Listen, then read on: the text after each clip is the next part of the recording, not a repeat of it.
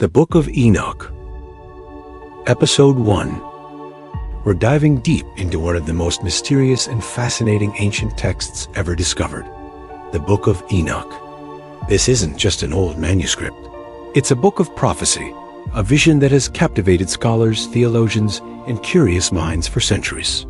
Enoch is introduced in the Bible in the book of Genesis as a man who lived in close communion with God, a man who was good in God's eyes.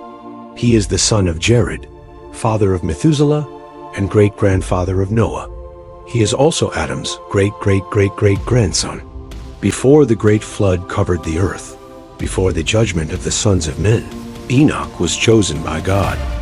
Enoch was so faithful that he did not experience death. He was taken by God.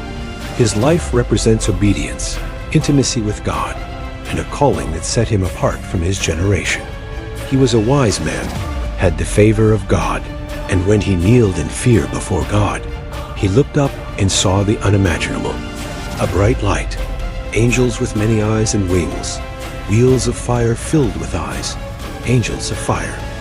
The Most High received him so that he might behold the mysteries of the heavens, to tell the secrets of the stars and God's creation as a heavenly scribe, the first to enter the uppermost dwellings of God and become an eyewitness of the great Almighty. He saw many of God's servants and angels, burning brighter than the sun, and entered the inaccessible throne of God, seated in boundless light. The degrees and manifestations of the elements in divine order, and various visions of what is beheld in heaven, chariots of fire, white horses, and angels of fire, with many eyes, wings, and wheels of fire and eyes, plus the inexpressible singing of the cherubim, and the glory that no human eyes had ever seen before. Everything he saw was recorded in the books of Enoch. He revealed the truth about the 10 heavens, where fallen angels are imprisoned, where the heavenly bodies move, the sun, the moon, the stars, where the tree of life resides, where the souls of the righteous reside, and the unimaginable places with angels in the heavens. He enjoyed a cosmic journey that reveals a universe governed by divine order and God's creation beyond human sight. Early Jewish and Christian communities valued one Enoch for its prophetic themes, angelology, and messianic imagery, and its influence is echoed in New Testament writings. But the Council of Nicaea in 325 AD, convened by Emperor Constantine to settle major disputes about Christianity and Jesus' divinity. Here is where they labeled Enoch's books apocryphal and set them as non-biblical canon. Why? Because in fact, they were afraid of its text and context. So, who do we believe? A bunch of leaders who are trying to control the Christian narrative, or the man who had the visions and experience, going up to heaven and having angelic encounters? I'll let you decide. Now, let's uncover what he saw. We begin this ancient text with a prophecy, a telling of a future time, a day of great change, a time that is coming very soon and holds a message not for its own generation, but for one far, far in the future. A generation perhaps like our own. The Book of Enoch begins with a powerful and solemn declaration. The words of the blessing of Enoch, where he blessed the elect and righteous, who will be living in the day of tribulation, when all the wicked and godless are to be removed. Right from the very first line of Enoch's scroll, we're told this message is a blessing. This blessing is specifically for a group called the elect and righteous, for those who will be alive during a period described as the day of tribulation. This isn't just a historical record. It's a forward-looking prophecy, a message in a bottle sent across the millennia. So, who was Enoch? Enoch, the text describes him as a righteous man whose eyes were opened by God. The Bible says he walked with God. He was the father of Methuselah and great-grandfather of Noah. This isn't just any storyteller. Enoch's authority comes from heaven. He saw a vision of the Holy One in the heavens, a vision that he says was shown to him by angels. He emphasizes that what he heard and understood came directly from these celestial beings. But here's the most intriguing part.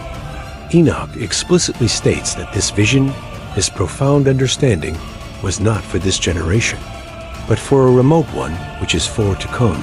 Imagine writing something down, knowing that its true audience won't even be born for thousands of years.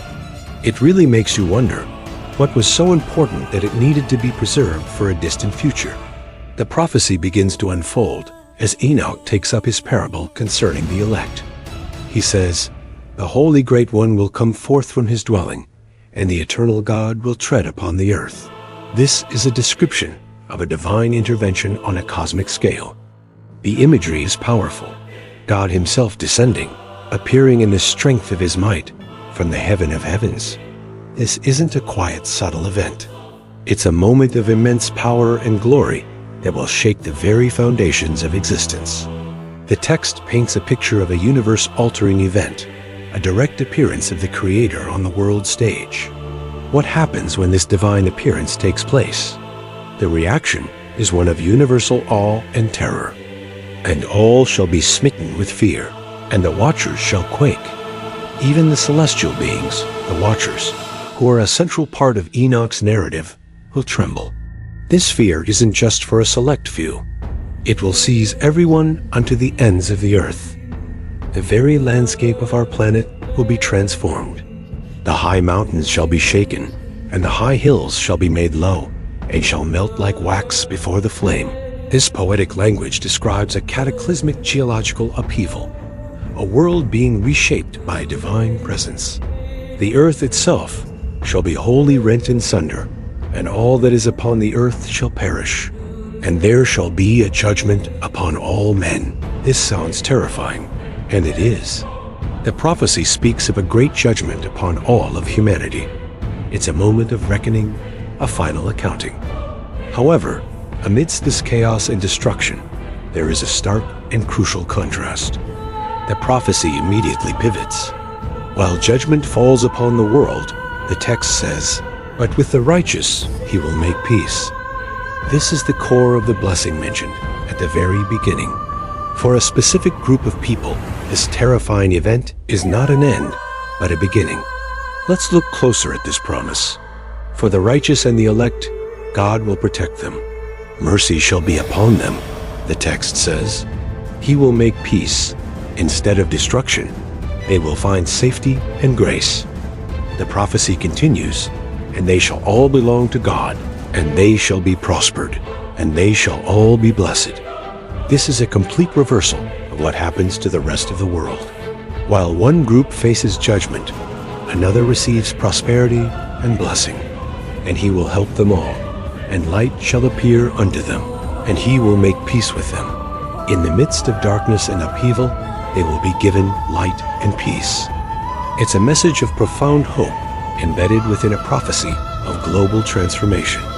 The vision then intensifies, returning to the grand arrival. "And behold, he cometh with 10,000s of his holy ones." This image of God arriving with a vast heavenly army is echoed in other religious texts, including the New Testament. The purpose of this arrival is clear: to execute judgment upon all and to destroy all the ungodly. The text is unambiguous about the fate of those who are not part of the righteous elect. It speaks of a final conviction of all flesh, of all the works of their ungodliness, which they have ungodly committed. This isn't just about actions, but also about words. The judgment will also be for all the hard things which ungodly sinners have spoken against him. Enoch observed everything that takes place in the heaven, the orbits, the luminaries which are in the heaven, how they all rise and set in order each in its season, and do not transgress against their appointed order. How summer and the winter, how the whole earth is filled with water, and clouds and dew and rain lie upon it. How in the winter all the trees seem as though they had withered and shed all their leaves, except 14 trees, which do not lose their foliage, but retain the old foliage from 2 to 3 years till the new comes. And again, observe ye the days of summer, how the sun is above the earth over against it. And you seek shade and shelter by reason of the heat of the sun, and the earth also burns with growing heat. And so you cannot tread on the earth, or on a rock by reason of its heat. how the trees cover themselves with green leaves and bear fruit, how the sea and the rivers in like manner accomplish and change not their tasks from his commandments. But those who were against God, saying harsh and proud words against his greatness, shall find no peace. Their life shall perish, the years of destruction shall be multiplied in eternal execration. They shall be cursed and live in execration. For the elect there shall be light and joy and peace, and they shall inherit the earth. Shall be bestowed upon the elect wisdom, and they shall all live and never again sin. Lives shall be increased in peace. The years of their joy shall be multiplied, all the days of their life. So let's take a step back and absorb what we've just read. The Book of Enoch opens with a dual prophecy. On one hand, it foretells a time of unprecedented global upheaval and judgment, a day of tribulation where the very fabric of the earth is torn apart. On the other hand, it offers a powerful message of hope, protection, and ultimate peace for a group identified as the righteous and the elect. This message was sealed, intended for a generation living in that very time of tribulation. The implications are staggering. Is it possible that this remote generation is us?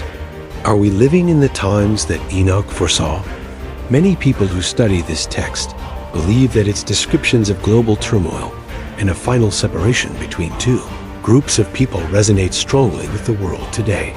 Whether you interpret this literally, symbolically, or as a powerful piece of ancient mythology, you can't deny its epic scope and enduring relevance. The prophecy sets the stage for the rest of the Book of Enoch, which goes on to detail the fall of the Watchers, the origins of giants, and cosmic journeys through the heavens. But it all begins here, with this foundational vision of a final judgment and the ultimate salvation of the righteous. It's a reminder that even in the face of the most daunting predictions, ancient wisdom often contains a seed of hope, a promise of light in the darkness. What are your thoughts on this opening chapter of Enoch? Does it feel like a historical artifact, or does it speak to you in a more modern context? I'd love to read your interpretations and ideas in the comments below. This is a topic with endless layers to explore, and we've only just scratched the surface. Thank you so much for joining me on this journey into the Book of Enoch. It's a text that challenges us, inspires us, and makes us question our place in the grand cosmic story.